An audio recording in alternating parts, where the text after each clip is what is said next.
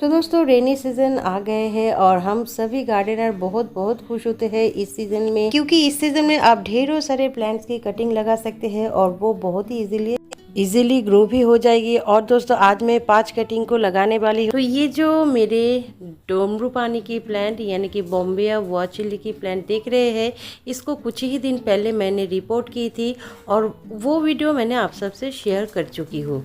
तो देखिए ये जो ब्रांच है ये इस साइड में झुक गए हैं, बहुत ही बिग साइज़ के हो गए हैं और प्लांट की शेप कुछ ख़राब से लग रहे हैं। तो मैंने सोची क्यों ना मैं इसको कटिंग करके और 2 प्लांट बना लूँ, क्योंकि ये रेनी सीज़न इतना ख़ास होते हैं हमारे लिए कि इस रेनी सीज़न में कोई भी कटिंग हम बेझिझक लगा सकते हैं। तो यहाँ से मैंने कट लगा दी है और मैं 2 कटिंग लगाऊंगी कि एक अगर ना हो तो और एक कटिंग ज़रूर तैयार हो जाएगी। तो दोस्तों ये जो कटिंग मैं तैयार कर रही हूँ ये मेरे मम्मी के घर के लिए है, क्योंकि मेरे मम्मी के घर नए नए बने हैं और उनके एक छोटा सा टेरेस भी है।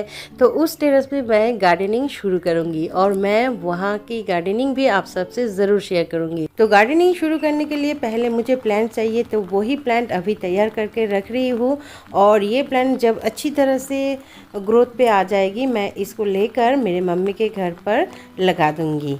तो दोस्तों पहले मैंने बॉम्बे वॉ चिली की प्लांट की कटिंग ले ली है और अब मैं लूँगी ये जो है गौरी चौड़ी की ब्रांच। इसको भी मैंने कुछ दिन पहले ही कटिंग से ग्रो की थी और देखिए कितने बढ़िया चल रहे हैं और इनमें बहुत ही अच्छे फ्लावरिंग होते हैं।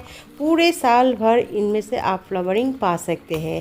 तो जो प्लांट बिना ज़्यादा केयर के पूरे साल भर फ्लावरिंग देते हैं उनको ही मैं मेरे मम्मी के घर पर ग्रो करूँगी, क्योंकि मेरे मम्मी की एक दुकान है वहाँ पर वो जाते हैं, इसीलिए ज़्यादा टाइम उसको नहीं मिलते हैं। तो ज़्यादा केयर भी वो मेरे प्लांट्स के कर नहीं सकती है, इसीलिए कम केयर जो भी प्लांट को करना पड़ता है वही प्लांट को मैं उनकी गार्डन में लगाऊंगी। तो गौरी चौड़ी की भी 2 कटिंग मैंने ले ली है।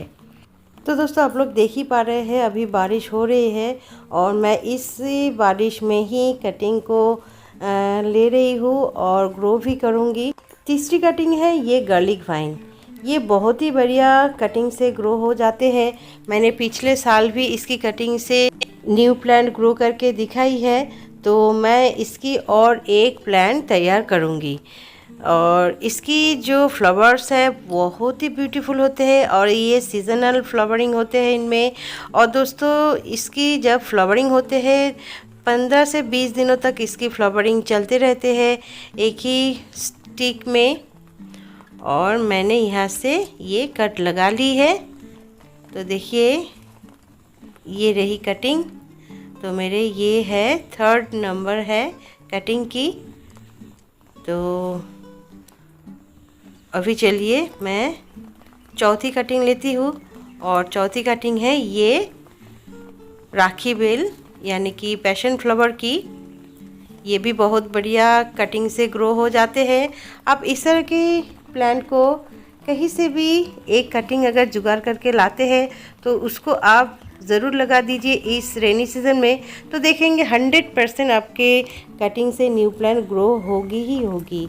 तो अब चलिए 4th प्लांट की तरफ और 4th प्लांट है मेरे ये आलमंड की। इसकी फ्लावरिंग तो बहुत ही बढ़िया होते हैं और ढेरों सारे फ्लावर्स खिलते हैं जो देखने में बहुत ही ब्यूटीफुल लगते हैं। दूर से जब देखेंगे आप ये प्लांट पूरे येलो कलर की हो जाते हैं और इनकी जो फ्लावर्स होते हैं इससे मैं मेरे जो टेम्पल है घर की वहाँ पर पूजा पाठ भी करती हूँ। और इसकी एक कटिंग मैं मेरे मम्मी के घर में लगाना चाहती हूँ, क्योंकि मम्मी जी भी पूजा पाठ करते हैं तो ये फ्लावर्स उनके पूजा पाठ के लिए अच्छी होगी। देखिए ये एक छोटा सा कटिंग ले ली है और उनमें बर्ड्स लगे हुए हैं। तो दोस्तों बहुत ही बारिश हो रही है इसीलिए इस 5 कटिंग को ही मैं आज लगाऊंगी। और ये जो पॉट है इसकी मिट्टी को मैंने कुछ दिन पहले ही तैयार करके रखी है और देखिए इनमें कितने सारे डिफरेंट टाइप के प्लांट्स ग्रो हो गए हैं। तो मैं पहले इसको हटाऊंगी और इसी पॉट में ही ये जो कटिंग को मैंने कलेक्ट किए हैं इसको लगाऊंगी। तो ये सभी बेकार के प्लांट्स हैं, तो फिर भी ये ग्रीन है इसीलिए अच्छे लगते हैं, तो इसीलिए मैं इन दिनों रहने दिए इनको, लेकिन अभी कटिंग लगाने हैं तो कोई भी बाकी पॉट खाली नहीं है, इसीलिए इसको उखाड़ कर मैं इसी पॉट में ही ये सब कटिंग को लगाऊंगी। तो मिट्टी पूरे रेडी है, क्योंकि इनमें मैंने पहले से ही किचन कंपोस्ट से ये मिट्टी को तैयार करके रखी थी। और इसकी जो मिट्टी है मैं आप सबको दिखाऊंगी कि इनमें मैंने एक शेल, ये देखिए ये है एक शेल, और किचन में जितने भी सारे वेस्ट निकलते हैं वो नीचे दिया हुआ है मिट्टी के। तो इसी में ही ये कटिंग बहुत ही बढ़िया ग्रो हो जाएगी और कुछ भी देने की ज़रूरत नहीं है। तो चलिए अब कटिंग को लगाने के लिए पहले होल करके रखते हैं, उसके बाद इसी होल में ही मैं प्लांट की कटिंग को लगा दूंगी।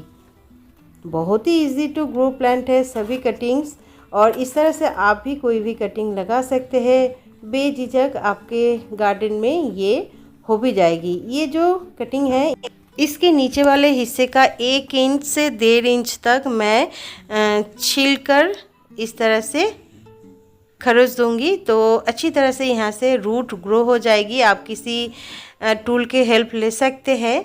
तो मैं एक हाथों से नहीं कर पा रही हूँ, इसीलिए मैं करके दिखाती हूँ। ये देखिए मैंने सभी कटिंग को नीचे से इस तरह से छील लिए हैं 1 से 1.5 इंच तक। तो आप भी इस तरह से कर सकते हैं।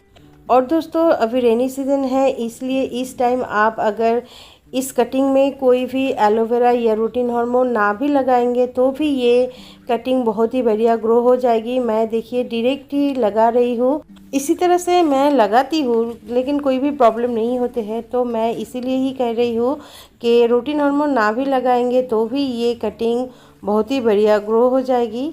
देखिए ये है लहसुन बेल, इसकी कटिंग को भी मैंने लगा दी है।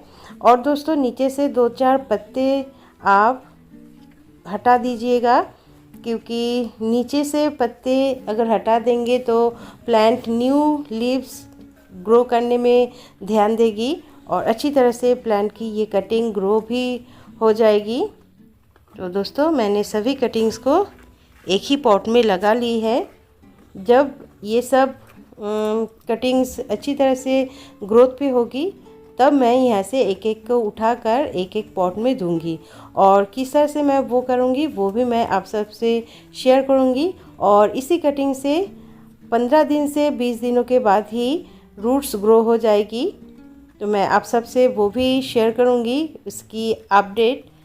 तो अभी मैं नीचे से इसकी 2-4 लीव्स हटा दूँगी, ये मैंने भूल गई थी इसको हटाना।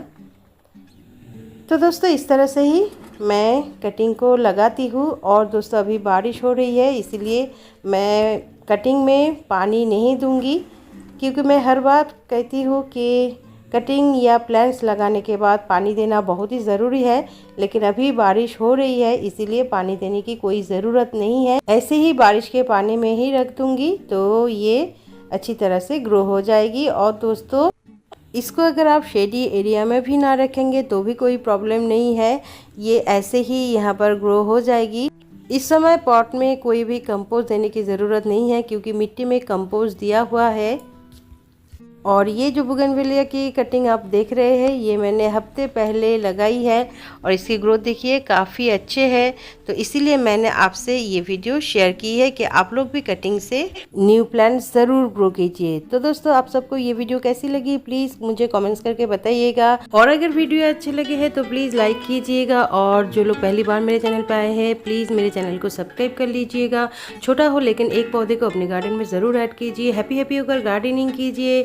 टाटा बाय बाय, फिर मिलेंगे नेक्स्ट